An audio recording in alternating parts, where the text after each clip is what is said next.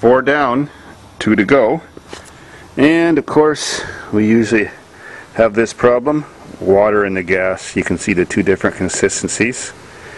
The bowl's not too clean, jet isn't too clean, and I'm going to have to blow that and poke out that 2 tiny little holes in here to get them clear. Shook the water out of the gas tank, and now I got to blow through the fuel line while it's apart, get more water and crap out of it, and then we'll see if it's going to start. Okay, I took my little piece of wiggly wire, brush wire, and grabbed it with needle nose pliers and worked it in and out of that jet hole many times. The wiggly wire helps clean the sides of the hole better than a straight wire. If you have a Tecumseh or a Briggs lawnmower, the jet hole can be in the side of the nut or it can be in the middle. And it may have two. It may even have a smaller one near the threads.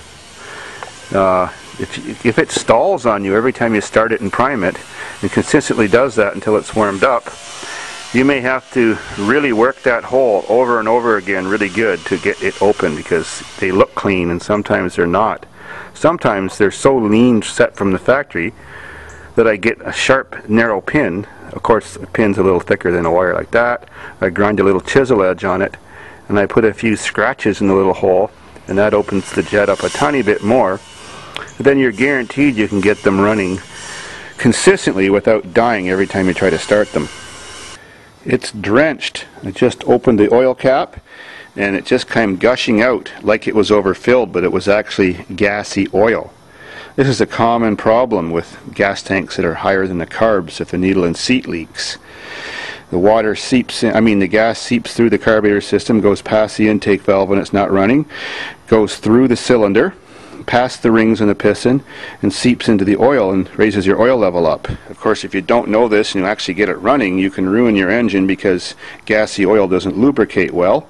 So whenever you see that, you'll have to dry your plug off or change it, pull it many times with a spark plug out to dry out the cylinder, take your carb apart and clean it, or replace the needle and seat, or check if the float is bad. You know, they sometimes get crushed by ice, or the seal leaks on the solder on them and they get gas inside so they don't float all the way. You can check those ones by shaking them and listening for sloshing. Then just add new oil and good luck. I just dumped all the contents out into my recycle container. Okay, ready for first attempt to start. Got gas and oil. So long as that carb isn't still leaking.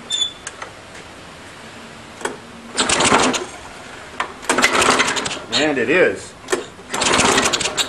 Blowing lots of gas out.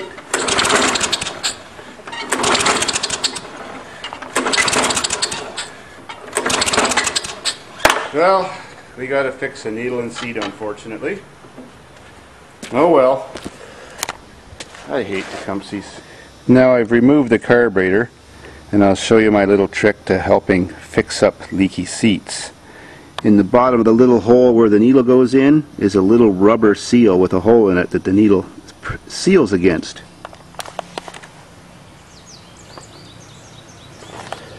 So I take an ordinary small Phillips screwdriver.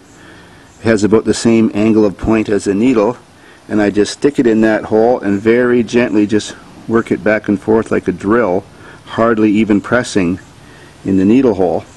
Then I blow it through the tube and blow it the other way, and it often fixes it. There's sometimes just a hair in there or a little piece of like varnished gas. And I always make sure the tip of the needle is clean and no corrosion edges on it or anything before I put it back in, and I rub my fingers on it just to remove any varnish that might be on it. Then I check the float level, and of course having the little tab that sits on parallel is the right setting. Try 2. Hope it's not still leaking.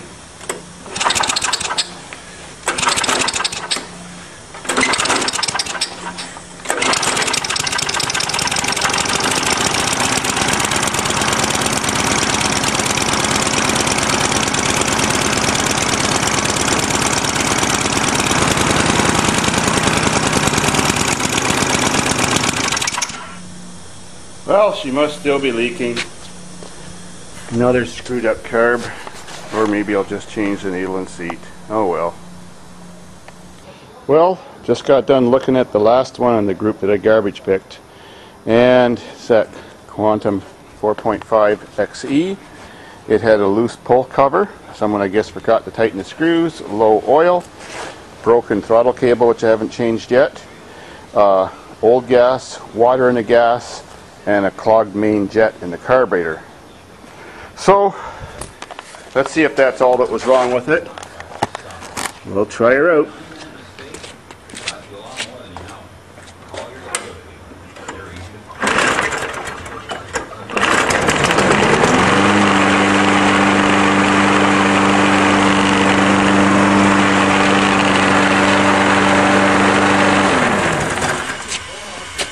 Another good one.